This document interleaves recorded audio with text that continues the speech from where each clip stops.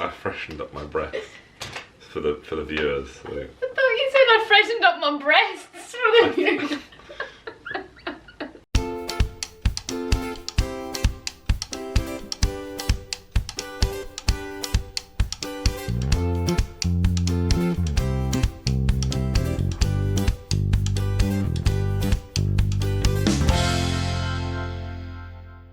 Hi friends, welcome back to another video. We thought we'd bring you another cast member stories type video. What are we going to talk about today? It's about me again, I'm sorry. It's about my second programme, the one I did in 2015. Because how many did you do? I did 3. I only did 1.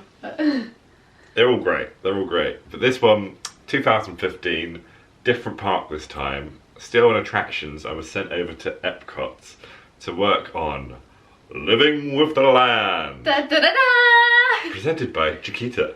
Chiquito?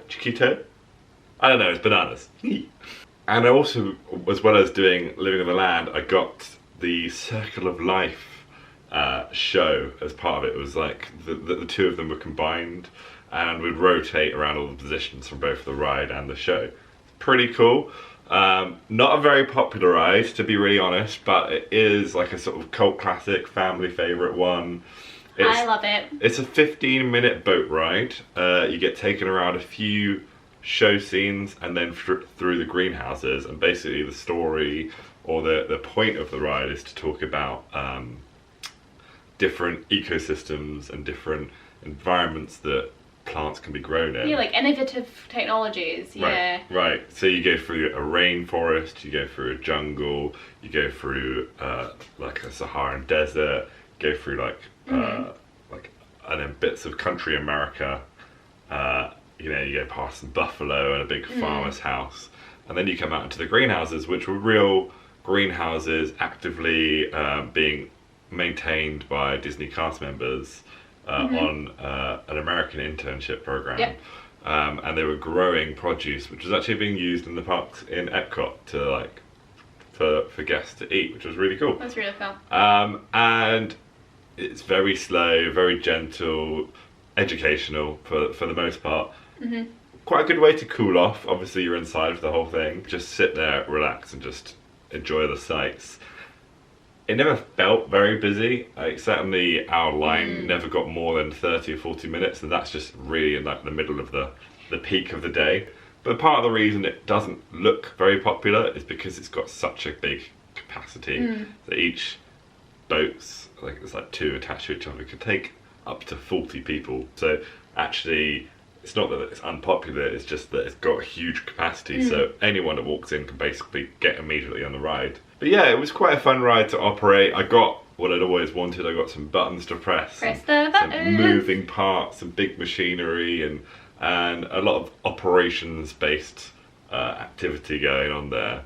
And it was a cool building. There's lots of lovely music being played. It's a busy building. Very busy, including, which we always found quite unusual. I can't remember if it was E.T. or a track from Harry Potter, but there's one Universal-owned, you know, IP that the theme tune was played in the land building, which I always thought was really strange. I guess. Bizarre. Yeah, I guess it's just about like flying. I don't know. It was a nice place to work, and there was lots of guests. Obviously, most of them would come up to you and ask where Soarin' was, and you'd be like, it's over there, like under that big sign that says Soarin' over there. But you know, whatever. But it was fun, and surprisingly enough, I do have a few unusual stories. Guests do the craziest thing. I think they go into holiday mode and they just forget to be human. They just switch off. It's absolutely mad, and some of the things that people do I will never understand. I think we'll start with I can't even believe I'm saying this. Okay. The lady carrying her baby, which was already a scary way to start this sentence, who loaded onto the ride, and as the ride was starting to go, asked the person on dispatch, you know, the one sending the boats, is this Soarin'? And the ride operator went, no, you're on Living with the Land. You know, thinking, what the hell, you've just got on a 15-minute boat ride, I hope you're ready for this. And unbeknownst to the ride operator, there is a gate behind them to get into the behind the scenes, to get onto the track to evacuate people. And this lady had stepped off with her baby next to this gate, and the surrounding cast members were like, "Stop the ride! Stop the ride!" Like, extremely dangerous. Never do that. But she was holding her baby. Holding a baby as well. You know, you're just like, come on. Like, you cannot possibly think that is a safe thing to do. To just step off a ride. You've got this huge conveyor belt moving these extremely heavy boats full of people. There's so much power and so much machinery there. In fact, where the station is, all of that machinery is 12 foot deep. Obviously, you can't get past all of it because there is so much machinery there, but if you were to go in, there's a lot of water and a lot of machinery that you could get damaged by. Yeah, I know. That scares me. That stresses you out. Yes. So how about this, just to stress you out a bit further? I was on unload. I was operating the unload areas and training. So I was only in my first few days working, and this lady gets off of the front row of the boat and points at the boat and says something to me in a language I didn't understand. And I was like, sorry, what? I don't understand, I don't know. Not moving the boat. She then proceeds to lean in and put a hand into the water in front of the boat. Again, around all this heavy machinery to retrieve her sunglasses. I just station stopped. I was like, what are you doing? What are you doing? Again, if I just pressed dispatch, she could have lost her arm. That's how dangerous these sort of things are. Disney is very safe because there's lots of safety mechanisms and protocols and measures put in place, like cast members like myself being reactive and doing that sort of thing. But at the end of the day, it's all heavy machinery with so much power behind it that if something was to go wrong, it could go dramatically wrong. So just try and think about that if you're ever in a situation where you're like, should I step in front of this? Should I put my hand in front of this? It's just a bit like crossing the road. You wouldn't step in front of a car, so don't stand in front of a moving ride. Precisely. It doesn't stop magically. Sometimes there'll be sensors, sometimes it won't, sometimes it'll be relying on a human. And if that human's attention is not quite in the right place, you could be in a lot of danger. There's this wonderful day that I will forever remember as Funky Monkey Day, okay? Funky Monkey Day? Yeah. Funky Monkey? Yeah, exactly. It sounds hilarious. So I was opening up the attraction, we'd got the ride going, and I was on dispatch, basically the main control centre, and we were starting to send boats around. And it had only been open about 10 minutes, not really had many visitors yet. But the managers had decided to get on one of the boats and go round, partly just to check the ride, probably to have a bit of a morning meeting, not a bad setting for it. Just living with the land, breezing past. And they were going around the ride, and then my phone went off at dispatch, which was a bit unusual. We don't normally get a phone call unless there's news to spread. Picked up, and it was our manager saying, "Hi James, would you mind cycling out the ride? We've got a show problem." I was like, oh, that's very strange. So it'd been ridden as part of the opening protocol. So it's ridden once to open, ridden once to close, just to check all the show elements. So someone hadn't spotted this show problem, but the managers had. And cycling out is when we don't necessarily switch off the ride, but we run it without any guests on, so people get off without getting on. So it's running. There's no problem with the mechanics, it's just there was a show element wrong. So I had to spiel to the guests that had just got on my boat. I said, very sorry, we're having some technical difficulties, if you wouldn't mind stepping off the ride. The ride is currently closed.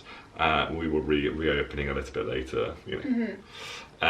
And did exactly that, communicated to my other cast members via the intercom system that we are cycling out and the ride is currently closed, please close the entrance, etc, etc. And the managers eventually come round, it takes them 15 minutes, but they get there.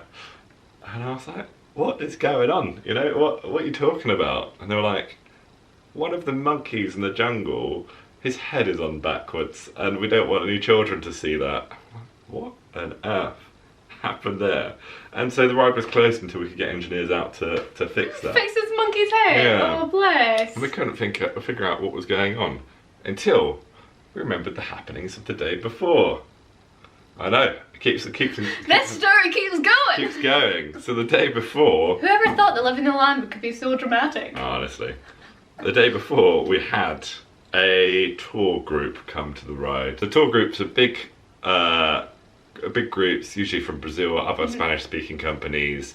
They come over in large groups, like normally anywhere from 50 to 100. They book out a bunch of rooms and they come to the parks. They have special tour group fast passes. I think they get one as a tour group. And we had one tour group descend on Living on the Land. But these fairly energetic, to be polite, boys had sort of separated themselves from their tour group and decided to get on the ride by themselves. And they got on, and they were, for some reason, not even like sitting down properly. They were jumping over the seats, lying around. We refused to move the ride until they just sat still. The boat started moving, and they were screaming and yelling and etc, etc, etc.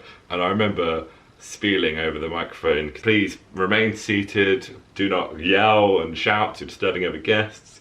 We'd be going, silencio por favor, hoping that was the right Spanish. It could be Portuguese. Yeah, I don't know. I was just trying anything I could, and we all knew what was going to happen. Inevitably, intrusion alarms went off, which suggested that they were standing on our sensor pads within our show scenes, i.e. they'd got off the boat. We knew it was going to happen. Which meant the ride has to stop entirely for every guest. We have to look around. Found their boat, all of them seemed to be inside it. I couldn't find anyone else wandering around. So we just restarted the ride and got them off, and they got in a lot of trouble. They were met at the exit by managers who had a lot to say, and had a lot to say to their tour group leaders as well. And we're pretty sure that they were the ones that managed to get this monkey head to spin around, whether they threw something at it or what. We don't know. Last story. It was a pretty wild day. Well, actually, no, it was a calm day. Everything was absolutely fine until this moment. I'd just come off my break. I was strolling back to work. I was going to be an unload assist, helping people off the boats. And there I was, and I could see people walking out of the final tunnel. And I mean next to the ride. Not out of the ride, but next to the ride, behind the gates. Supposed to be keeping people from falling in, and they were on the wrong side of them. And I was like, okay. I ran over there, I was like, what are you doing? They were like, we've been in there for ages, I'm freezing cold. And I was like, okay. I opened up the gate, which I knew would set off an auto e-stop on the ride, and told them to walk out. I said, you really shouldn't be and can't be doing this, it's really dangerous. They were having none of it, they were just stringing off a little bit of adult language at me and telling me that they were too cold and they weren't going to wait. Suit yourself, put yourself in danger, you and your children in danger. Anyway, so I went over to the dispatch console and was like, sorry guys, that was me that set off the intrusion alarm. And there was a manager up there who was like, I'm glad you're here, we're gonna evac the ride. And I was like, oh, alright. I wasn't expecting that. So the ride is powered down, and the way it works is you do something called racking out, where you lock the power button physically with a lock, so it can't be unlocked, and therefore the ride can't be restarted whilst we are walking around the ride. Safety for you. Exactly. You lock it with a padlock and a personal key, which you take away with you. Oh, that's smart. How we do it. Very safe. The more you know. So there was about 10 of us going out to evac this ride in pairs. And the way you do it is we would take them to the boat to boat, stationary, and then walk them out to the back of the greenhouses, and then take them out of the greenhouses and back into the guest areas. It wasn't so bad. Quite physical work actually pushing those boats. They take quite a lot of effort. And I remember doing it with one of my colleagues, and a guest just getting really irate with me, saying, I want my money back, this is unacceptable, I want a refund, my day is ruined. And I was like, calm yourself down. I profusely apologised. I explained the situation and explained that we'll be moving as quickly as we can, and got him off and sent him on his way. I directed him back towards guest relations. I said, they're the guys that you complained to and that they'll be able to help you out. But anyway, we've evac them out.